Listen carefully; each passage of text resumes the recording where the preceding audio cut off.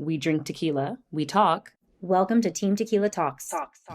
Well, smells delicious.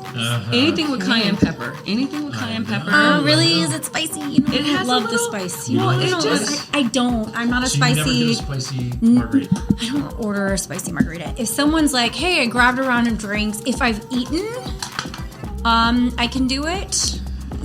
That's actually pretty good, though. This would actually be good with tequila in it. Yeah, I know. Really. It actually is very balanced. Oh, you know what? It's the mole bitter flavor in here that's really nice. And prickly pear.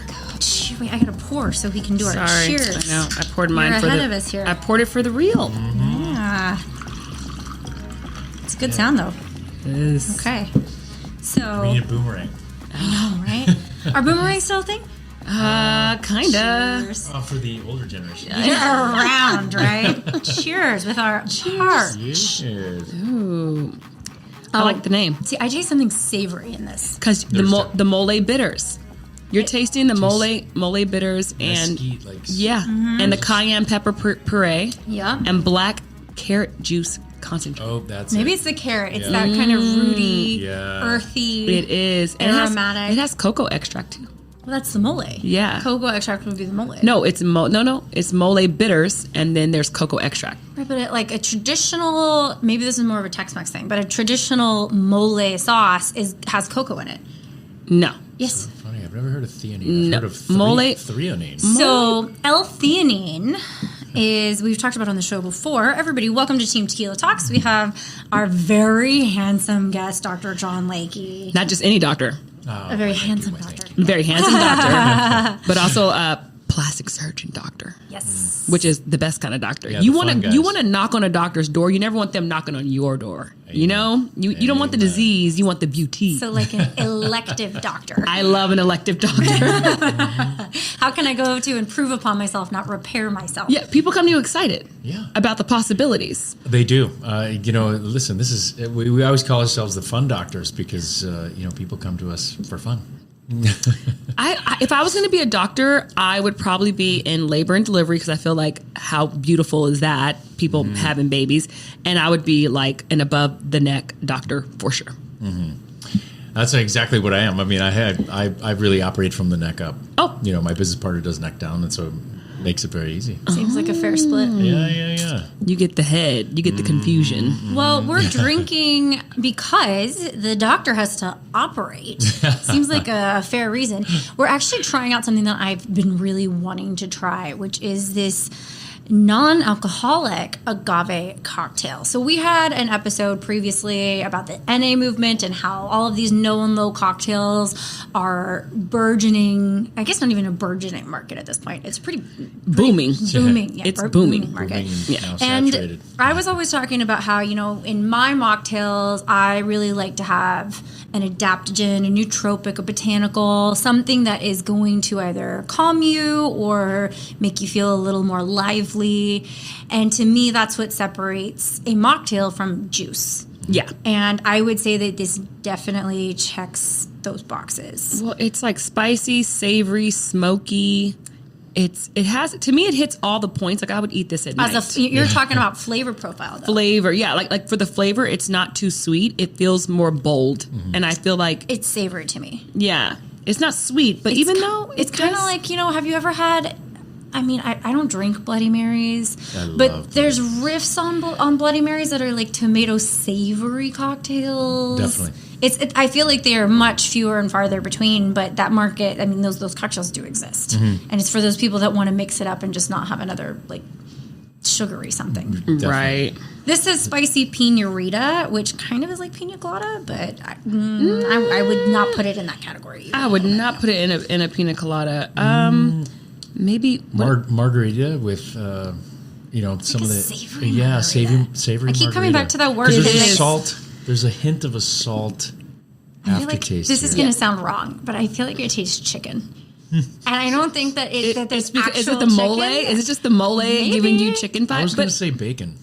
See? I was going to say there was It's a bacon very hint. Yeah, it's very weighted. You're right. Now that you say that, I think that bacon is more appropriate. But there's like a meatiness to it. Well, there's Yeah, something yeah. smoked in here. The natural yeah. flavors is definitely, they probably infused like some hickory or something wood. Hickory dickory dock. Hickory dickory dock wood. They're infusing it with something very like smoky. Okay. Well, it has a bunch of, we've talked about the flavor profile, but the other ingredients in this are L-theanine, ginseng, that's a hard word to say. Ginseng. I want to say ginseng. That's not right. It's ginseng. Nope, it's ginseng. Yep, okay. And GABA, as well as ashwagandha. So Which we love ashwagandha. and we've talked about that before. We've talked about some of the benefits of these adaptogens and these botanicals. So some of these mocktails that we were talking about previously have things to kind of liven you up with something as basic as caffeine, usually from a green tea extract or something like that. Or they'll have something that is supposed to just make you feel a bit more social. And that's where some of these nootropic things come into play. All non-alcoholic, all non-psychedelic, but mushrooms are used a lot in these. This one has ashwagandha. Yep. But, one thing that we haven't talked about before is GABA. And I feel like this is a perfect episode to talk about that because I feel like that's a very medical term. Yeah, listen, GABA is gamma aminobutyric acid, and ultimately is a neurotransmitter that we have neurotransmitter receptors for this that lead to a calming effect. In fact, most of our benzodiazepines like Xanax or Ativan or Valium, they all affect these particular receptors. And so they're even associated with controlling some pain receptors. That's why there's a medicine, gabapentin, which is also known as Neurontin. It's a neuropathic pain medicine. So the idea that this can have a calming effect just by adapting this neurotransmitter can be effective. Well, I'd imagine you'd have to drink a fair amount of it to really. It's not gonna. You'd have to probably have 17 of these to feel like you took a Xanax. Probably. Well, they don't write how much is in there, which I always find. I know that's probably proprietary for their recipes and all the things, but I'm like, how much?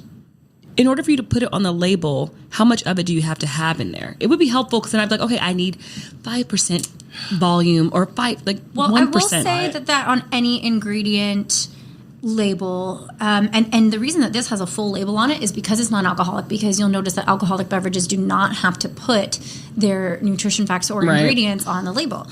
So the one thing about nutrition, and I feel like most people know this, is that when it says ingredients, you have to list them in order from most to least. Yes. So this is a water-based beverage. Which is because kinda water nice. is the first ingredient. And the next thing is blue agave nectar. And the next thing is roasted pineapple. And the next thing is pineapple juice. And then prickly pear juice. And so it works its way down based off of, okay, it might be 60% water. And then it's, 15% juice, yeah. et So cetera, et cetera. the GABA is like on the third line. So we're getting less and less. So You can't necessarily give a concentration of something and expect because we see non-alcoholic. So this is non-tempting, non-toxic. And then all of a sudden, if you take it and the degree or level of an active ingredient is so high that you can't get in a car, poses a whole new issue. So, the idea is a lot of these drinks, they're catchphrases to bring you in marketing wise. Okay, I won't disagree with you there because they couldn't legally sell it, especially without an age restriction or some type of warning or whatever. Well, it says not good for children and nursing women. Right. Okay, so there's a little bit of Right. warning So there's a little label. bit. Disclaimer.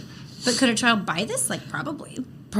Would they card you for this? Probably not. It's just No, not this recommended. isn't a They also spirit, don't recommend that children drink coffee, and sometimes you see 12-year-olds with double frappuccinos in Starbucks. So, I think recommendations are one thing, restrictions are another. You go into a liquor store and you have to show an ID that says you're 21, right? So, recommendations are one thing. I have opinions on the FDA and the transparency and the lobbying of it doesn't matter. That's the food a industry for another time. But now to the good stuff. So GABA, great. and then there's ginseng, which we haven't covered. Do we need to? I think I'd rather get straight to the questions with. Well, let's go. Yeah. So we actually have a few. Most of these questions are going to be coming from our listeners who have submitted some questions because we said that we were very excited to have you on. And what do people want to know? Well, I'm gonna go in the order that I like the questions. Oh, okay. Not the order that they came in. Not the order that they came in. So we're diving in with the heavy hitters I first. like it. PDO threads. We've all seen those videos on Instagram where the girls. I have not seen those videos. Can someone explain this to me? Well, you can explain it. So, PDO threads are a long line of evolution of barbed threads or suture that essentially will hold tension. And so originally we had permanent threads. Those were placed, and so imagine through a needle hole, you're able to elevate a brow or lift a cheek or tighten up a jawline. And it seemed like absolute, that was the perfect solution to avoiding major surgery. The problem was we ran into, years later, some of these little stitches working their way out through the skin, causing infections, all kinds of wow. things. So like a splinter that wants to, your body wants to expel the foreign object. So they don't dissolve. No, the original ones were permanent, and that's why we ran into all these complications. We couldn't have ones that were essentially quick temporary, like our stitches, because those would dissolve in 6 weeks. So PDO, which is essentially a stitch that can last for 4 to 6 months, is placed in lieu of something that's either permanent or dissolves very quickly. So if you think about the idea behind this, it makes perfect sense if you think about it just from a superficial standpoint. Okay. You're lifting something, and in static repose, it will look lifted, tightened, whatever word you want to use. Mm-hmm. The problem is our face is dynamic. And so as soon as you make a facial expression or something like that, in fact, I feel that Demi Moore photo that was circulated around where she was on the runway and she made a facial expression, but it left a tethering mid-cheek or below the cheek. I feel that was a thread that was placed.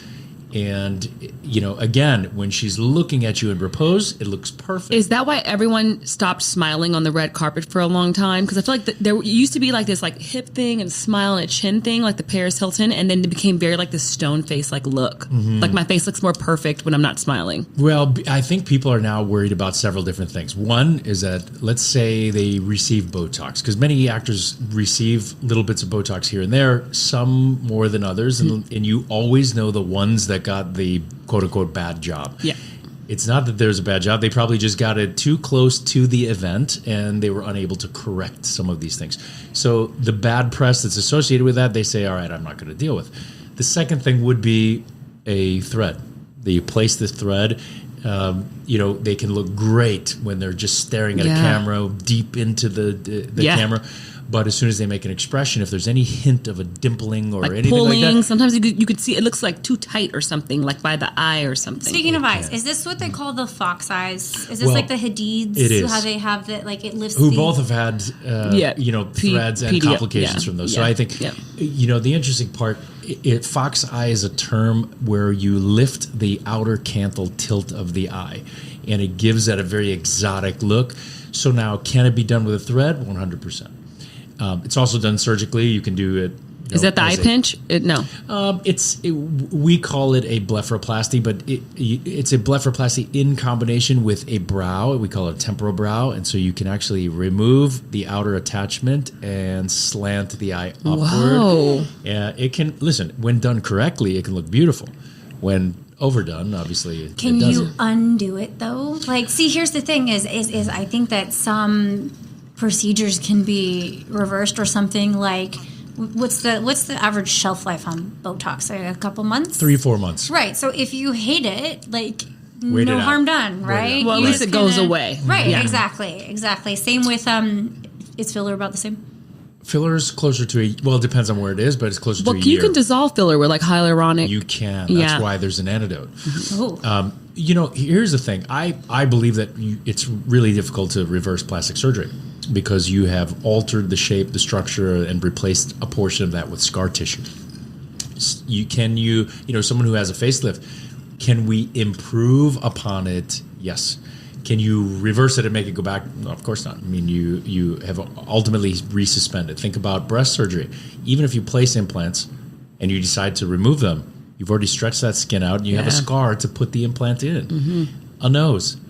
you can build upon it after you've already reduced it, but at the same time, it'll gonna never go back to what your mama gave you. Listen, when you're choosing it, you got to do it right, and you got to do it right the first time. So, I mean, I do think I know we live in LA and I've been to Miami where the girls are starting younger with these things, and then they end up sometimes looking older. Very true. Very young.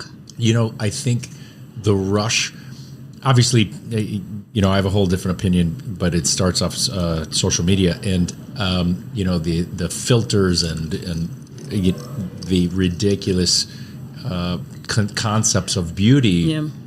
Now I'm starting to see come to the office saying, can I look like this? Can I look like the filter? I want to look like the filter. That's what they said. This whole one of the energy workers that I follow, she says, I hate this trend going on right now where you get the AI version of yourself because now people are going to think, oh, this is what I'm supposed to look like. Sure. And it's not even real. It's a cartoon, it's right? Awful. And it's so awful. people are now wanting to look like this computer-generated version of themselves, and it's actually pretty dangerous for people's mental health and spiritual health, right? Yeah, I think, I can't tell you the number of people who come to the office and say, look, I saw this on Instagram. I would like to I would like to look close to this. And you'll say, I've seen these people come through the office and say, that person doesn't even look like that. That is I promise you, that is not what that person looks like. But with filters and, it really looks almost like an avatar of that individual. Well, sometimes they look like I follow a lot of girls, and sometimes I see like when they Photoshop too much, they look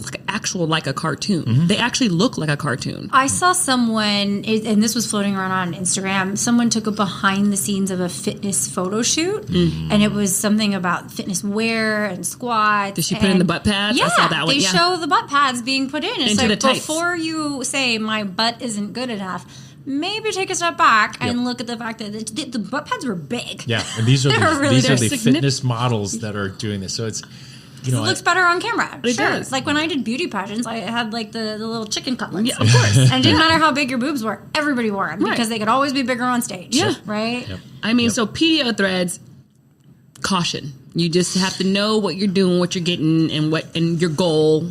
Listen, it's tough to ask. Listen, I'll take a step back. If you ask a dermatologist, they'll say, wow, they're phenomenal. But if you ask a plastic surgeon who can operate, it's tough for us to put these temporary things in.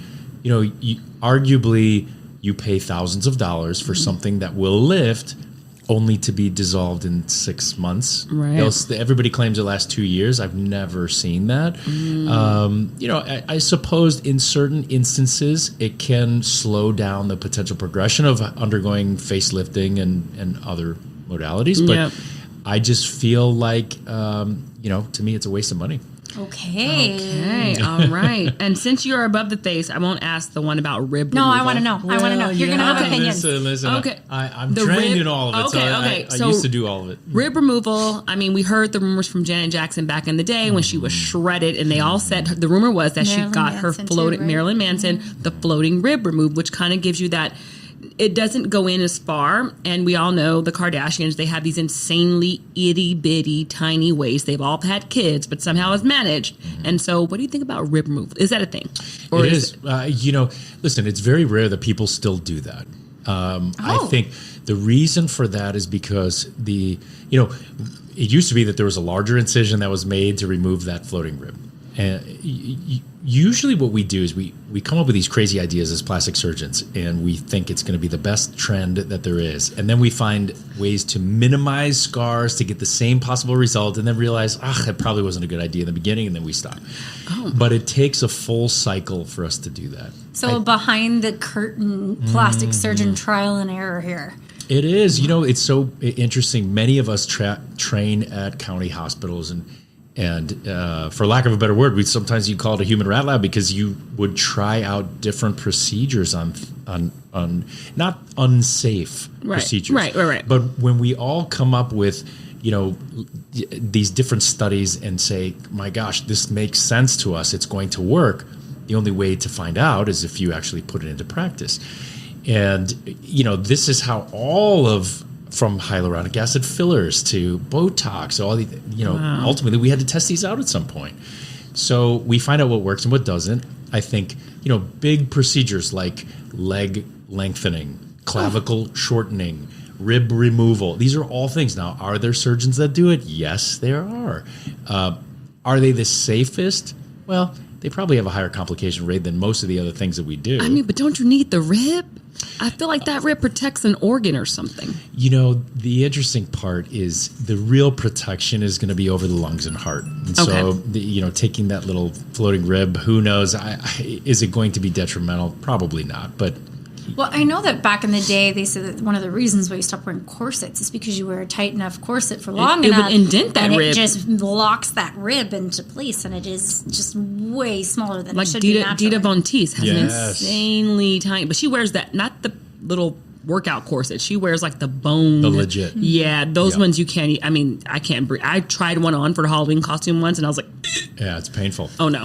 It's painful. No. Yeah, it's hard to breathe. Yeah, I think, listen, rib removal is a thing. It was done for a long period of time. There are some surgeons still doing it. I don't know that it's necessarily the safest procedure. Okay. All right. Fair enough. So with caution. Or Also with caution. Yeah, also with caution. Okay, so every and all things about getting a neck lift. Now, I have questions about the neck lift, but answer that. She said every and all things about Every and a all neck. things. So listen, Yeah. I usually tell people when they come in to evaluate for their neck, I say, I'll give you good, better, best.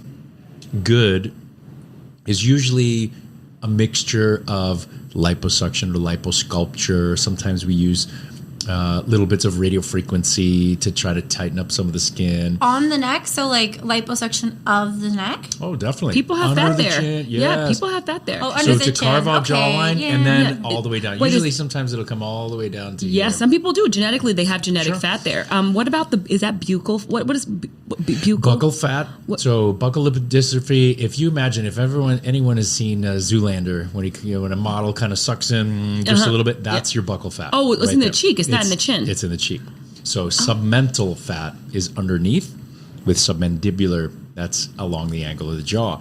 And so, as good, better, best. Good, liposuction. Better is using liposuction with some radio frequency. Best is obviously a neck lift, because you are, essentially sculpting, removing portions, of the neck and glands that you don't need, and then you're tightening up the muscle as an internal corset. You're removing glands. Sure. Stop. But don't you like salivary glands? Yeah, there's the submandibular glands, but 85% of your saliva is really created from the parotid gland out here, and 15% is really underneath. But as so you we don't need age, them. these fall, and so we trim that a little bit. You're not really going to get dry mouth; you won't even notice. Oh, Wow. So wow. That's called a deep neck lift. I just thought a neck lift was lifting the skin. Well, that's one version of it. Yeah, that's the And old school true version though. I it is. feel like new school is like it's like micro stuff. Yeah, it's getting to the layers of anatomy that you truly need to. It takes a more experienced surgeon, So when I first come out into practice, I'm just doing kind of the little tuck over here because Right. that's what you feel comfortable with.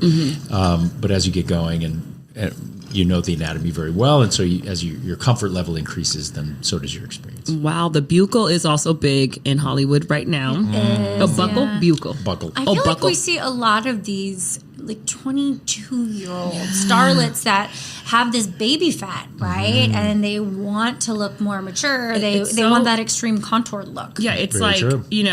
like J-Lo. She's always had those like high. Chris, Cheekbones, I forget her makeup artist's name. I'm forgetting his name. He's the world famous. He created the J-Lo glow face, and he was saying like when she was in her 26, and he would contour her. He was like, "Oh man, these cheekbones," and like she has a natural hollow of that. So he's like, "I didn't contour too deep on her because that would then she's like a skeleton." Exactly. But he's like, now I see these young girls, and I'm like, I'm not going to put any contour. And they're like, no. And he's like, no, you don't have fat there. This is not Dia de los Muertos. Yes, Yeah. the good and bad. So listen, if genetically you're a 25-year-old and you genetically have a very round face, and then you look at your parents and they have, someone has a very round face, likelihood is as you age, you're going to have a round face and you'll benefit from a buccal lipectomy. If you just have regular baby fat and what you don't want to do is remove all the fat in your face, because as you age, you're going to lose it anyway. But this is the thing. Women, I know of people who have 50s, 60s who lost the volume. Because I was always told by my grandmother that, when you're 20s, you want to be a little more slender, but when you start aging, a little bit fat goes a long way. It definitely does. In different areas of the body, because then you look kind of frail and and now some women are putting their own fat in their face. Definitely. Fat transfer is, to me, is one of the best ways. See, I like that. See, I feel when you get into the fat trend, I'm like, you know what? That's actually, it's your own fat. You harvest it. Yes. Like, I feel like, and you put it in, and it kind of looks nice to me. People that I know who got it, I'm like, wow. And that's going to last longer than a filler, right? It definitely will. It kind of you probably don't keep all of it, but it probably stays forever. What you do keep. We say on average 2 to 5 years, but there is a permanent component. And, fat is where stem cells are stored. Yeah. So we have, regenerative potential. There's all kinds of good things associated with fat transfer.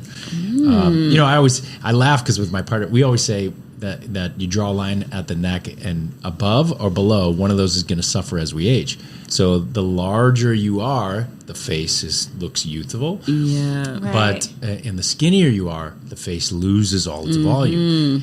Pick your poison. Yeah, it's one of those things where. Yeah. So, do you think that if this new trend, and I am going to call it a trend, of taking out this baby fat or cheekbone fat or buckle, am I saying that right? Buckle fat? Buckle. So what if in 10 years, the same way that, we went from razor thin eyebrows to super bushy eyebrows, and they even say that body types have trends. Should they? No, but it's kind of undeniable that there are at least inadvertent trends with body types, depending on who is at the top of the celebrity list of the time, I guess. Do you think that something like a buccal fat removal is a trend that could reverse in 10 years or the future? I do. I mean, listen, if you look across history, as early as the 1000 AD, when we look at body types and what was deemed beautiful, right. And then we look through history and how there's this cyclical pattern of, fuller, more youthful, and then waifish, and then fuller, more youthful, waifish. I think that anything that we do to ourselves that becomes mainstream for a short period of time, we always end up reversing it. Look at the Brazilian butt lift, the BBL, where everybody fat transferred to the butt, and it was this big trend. And now, what do you think happens to that butt 10 years later? It gets heavy. It looks heavy. Now it's... I went to Pilates the other day, and look, I love all body. Do you. If you want to fix yourself, do you. I have 2 eyes, and I can comment. And she was in front of me, and I was just like staring, and it just looked like it kind of was low. Yep. Like it was too big. Well, gravity gets us all. That was just like, listen, Pam Anderson, same thing. Yeah. Large breasts. That was the big, huge implants. Now everybody's downsizing. It's just one of those things. Trends will change. Well, that's also a muscle thing, right? If you don't have the muscle and aren't putting in the work with your squats and your lunges and you're staying active and walking, right, then the fat is going to drop because it has no support. It has nothing holding it up. Very true. Which is the importance of exercise, which we love here at Team Tequila Talks. But there's also a machine for that now. Very true. A machine for exercise? Well, for muscle tone. For muscle tone. Oh, that little thing? Yeah, it's that called... little thing? What the hell is that? You look like one of those people in the 50s where they stand in front of the belt and they just vibrate. This is a little more complex than that. Oh, it is. This is high-intensity focused electromagnetic energy, high-fem technology. It's called M-Sculpt. A company called BTL came out with this. And there's a couple other, imposter, different brands. But ultimately, this machine targets the entire muscle group. So it was originally designed for the abdomen. So from oblique to oblique, it contracts. It's a supramaximal contraction, which means you would never be able to contract your muscle that hard. But it's 20,000 contractions, supramaximal contractions in 30 minutes.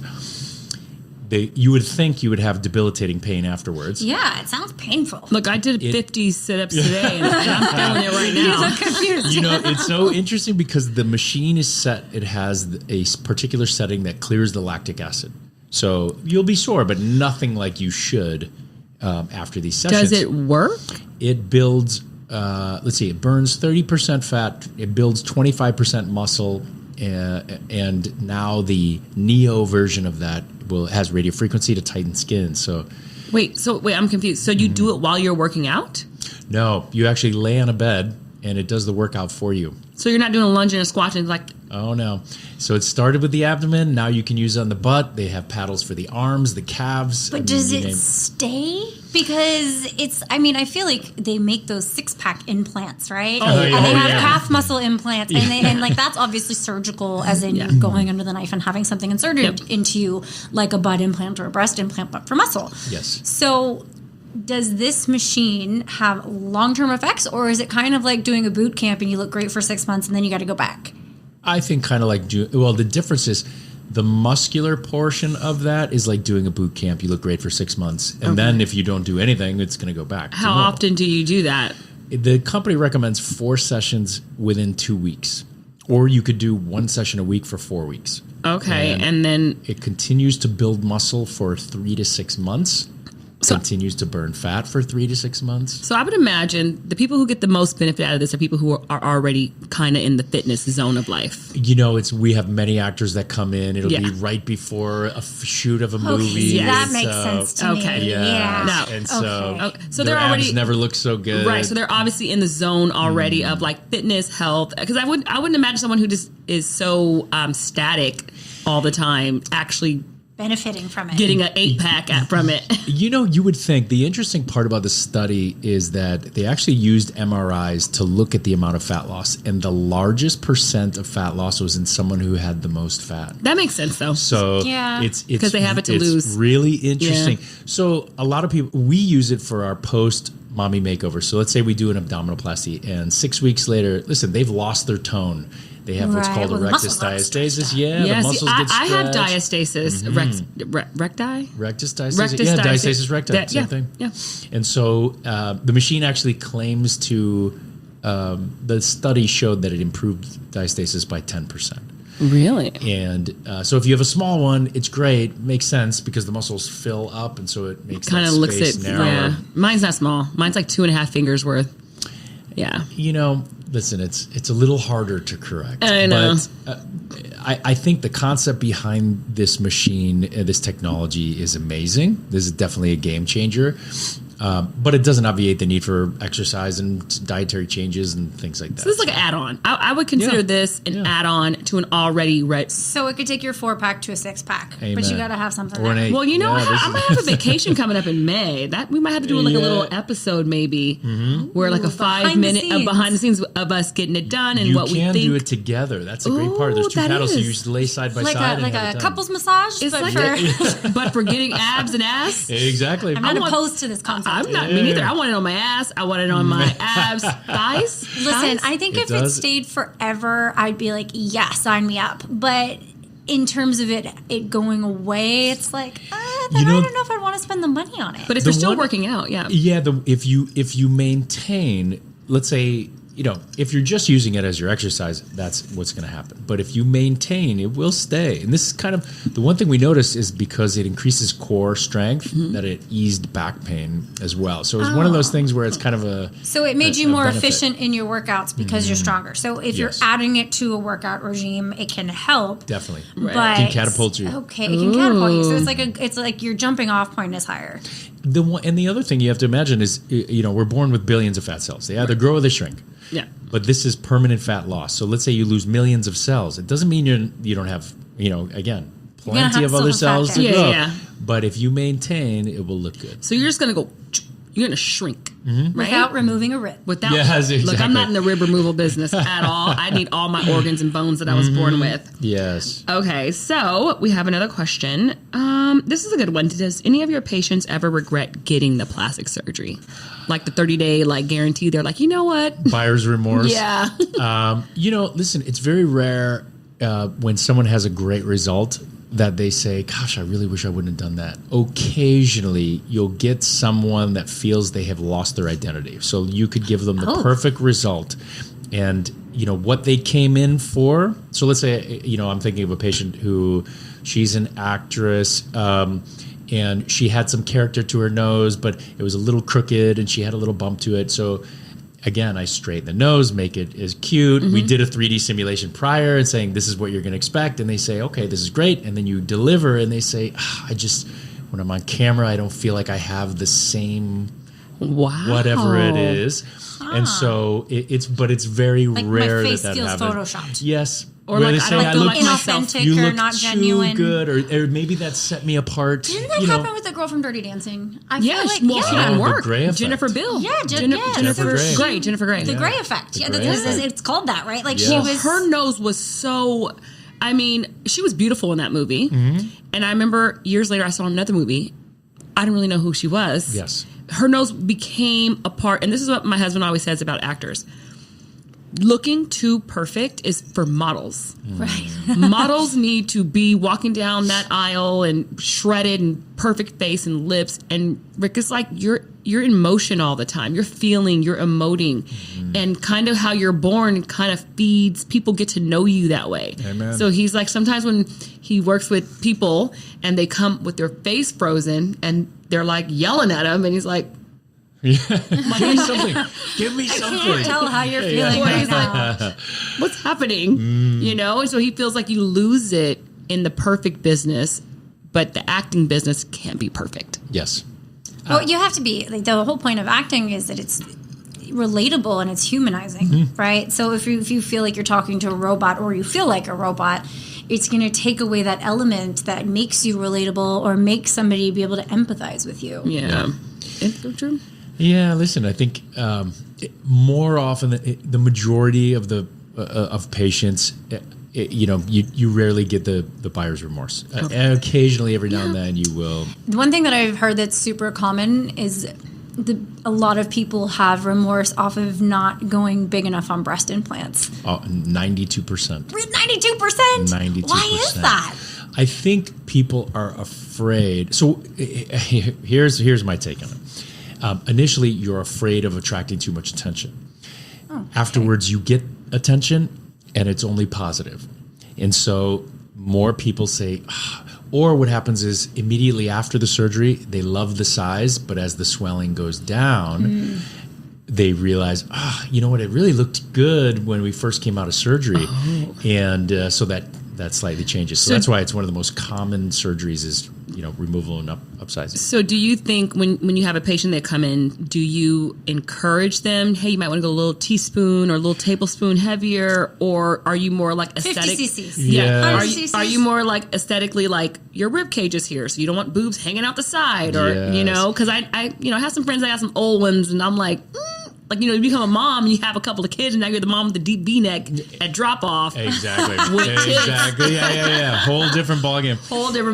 For us, my partner, we have a 3D simulator. So essentially, you put in any size implant, you see how it looks from every single angle, and then you choose. That way, you don't leave it up to the surgeon. I think long gone are the days where we were like, hey, trust me, it's going to look good. Okay. Because we're such visual beings, as we said earlier, that Those filters, the idea those is, damn filters. yeah, Damn you have filters. to see it and say yes. You sign off on it and say, that's what I want. Well, I feel like back in the day, didn't plastic surgeons used to? I feel like I saw a 2020 or a Dateline or something on this. But didn't there used to be kind of like the chicken cutlets, but they are the Yes. actual implant, and you go home with it and you wear it in your bra. You try it on for size, right? It's so funny. I feel like There's it's old so school. many studies on this. When I first started practice, old school, 14 years ago, so people would either put, they would put the implants that were shaped in bras, and then we would have them try it on and see. There were where you would use peas in a bag, put it into a bra as far as the size. I mean, you used all kinds of different things, and no one could come up with the perfect sizing until the 3D system was generated. Wow. And then you can kind of see it. Right now, there's a company that you essentially, it's called Chrysalix. You put on these VR glasses, you look down, and it'll show you, these are 350cc implants. And then you can look forward in a mirror, and it'll show you what it would look like. So, I think the where we want to be and where we actually end up is now getting closer and closer because of that. That is some Minority Report shit. Yeah, I feel like we're talking about an episode of Black Mirror right now. Well, I would imagine that the 3D imaging would compensate for. I knew someone that got breast implants over the muscle when under the muscle is all the rage, and then I found out that there's like partial muscle where the top is under the muscle but the bottom hangs out. And I remember that these over the muscles looked great on my friend, but when you touch them, you could definitely feel the implant, the Yes. bag and the rippling of the bag and everything. So if you got the same size implant but went over versus under the muscle, I mean, it's different. Because it's squishing it. You're right. Right? You're right. I mean, these are all the technical aspects of breast augmentation, and that's why there has to be a certain amount of breast tissue to go over the muscle. There has to be, a certain type of implant that we use for someone to go over the muscle, or we should use. Maybe not everybody does. So A to B is different than D to double D. Yes. Damn. I mean, I couldn't imagine. Okay, one more. I think this is an interesting question because a lot of people are always like Botox. I think people start plastic surgery, or maybe here in LA, people that I know, always with Botox. The gateway. The gateway. It's literally the gateway. Like The marijuana of plastic surgery. Right. You're like, oh, I have my little 11s or whatever, and just like a little bit at like 28, 29, and then you do like your Botox facials now, which some of the housewives have to say, Beverly Hills housewife, their work is, I don't know if you touch their faces, but Erica Jane's face, Kyle Richards' new face, I'm like loving it. Yeah. Anyways, people said, this girl asked, does it contain chemicals that over time can cause other problems? That's a great question. It's a common myth that it's a poison. It's based off of a toxin. And so Toxin and poison can be, they're different. Yes, Not by a ton, but they're different. Yeah. I mean, alcohol is a toxin, but not a poison. Right. And so this is a purified protein that blocks a muscle from contracting. And so repeated use of this over time, what it does, the long-term effect is it atrophies the muscle. But that's kind of what we want it to do, because the stronger the muscle is, the stronger the contraction, the deeper the lines that form over time. So I think it's honestly one of the best drugs that we have. Oh, there you go. So you can start at the marijuana of plastic surgery, the Botox. The gateway. I kind of like that word for Botox. I mean, a little baby Botox ain't never hurt nobody. What's it, before we wrap it up? What's the difference between baby Botox and regular Botox? Just the amount. Just the amount. So sometimes what happens nowadays is we'll do, especially for actors, is because we still want them to have movement, and so you put tiny little amounts everywhere as opposed to big boluses in certain spots. Right, as opposed to people that are like, freeze my face. Yes. I have patients that come in and say, I do not want to move. And so, I love that. I think as you age, for women at least, you wear less makeup and it's more about your skin. 100%. And I think when you're young, it's about all this makeup and this purple eyeshadow and the Barbie doll look. And I think when you age gracefully, a little this, a little that, a little this, a little that, with a fresh face, you look younger. Well, I agree. What's the one thing that you would recommend for people that can't afford or don't have accessibility to a plastic surgeon? So obviously I would take care of your skin, as you were saying. I mean, I think it's paramount. Everybody's concerned with fillers and surgical procedures and things like that, but if you take care of your skin, it will benefit you in the long run. So even those home rollers, the microneedling rollers, if you use something that has a retinol at night, make sure you have a good moisturizer and a sunscreen, and throw in a vitamin C serum, because that will help replenish some of the important stuff in your skin. I need to go shopping now. Yeah, I have retinol, I have vitamin C. I also use Vaseline. Old school. That's old school. Yes. Listen, it's not everybody can use it, because of the fact that sometimes it can be comedogenic. It can block some of the pores.